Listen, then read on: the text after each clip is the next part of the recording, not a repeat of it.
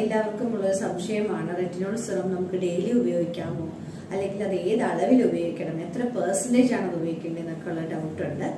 Retinol serum 0.2% എങ്കിലും ഉപയോഗിക്കേണ്ട ആവശ്യമുള്ളൂ. അപ്പോൾ അത് നമ്മൾ ഒരു ആഴ്ചയിൽ ഒരു 3 ദിവസമെങ്കിലും രാത്രിയിൽ ഒരു 1-2 ഡ്രോപ്സ് നമ്മുടെ മുഖത്തൊക്കെ അപ്ലൈ ചെയ്യുന്നത് ഈ മുഖത്തുണ്ടാവുന്ന ചുളിവുകൾ മാറാനും ആ ഏജ് ചേഞ്ചസ് കുറയ്ക്കാനായിട്ടും അത് സഹായിക്കും.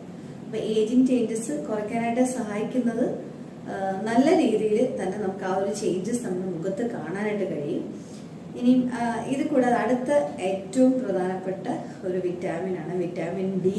എല്ലാവർക്കും അറിയാം, ഇന്ന് ക്ലിനിക്കിൽ നമ്മൾ നോക്കിക്കഴിഞ്ഞാൽ മുതിർന്നവരാണെങ്കിലും കൊച്ചു കുട്ടികളാണെങ്കിലും നോക്കിക്കഴിഞ്ഞാൽ ഈ വിറ്റാമിൻ്റെ ഒരു അഭാവം നല്ല രീതിയിലുണ്ട്. നല്ല രീതിയിൽ ഇത് കുറവായിരിക്കും പലർക്കും. കാരണം ഇന്ന് അധികം ആരും വെയിൽ കൊള്ളുന്നില്ല.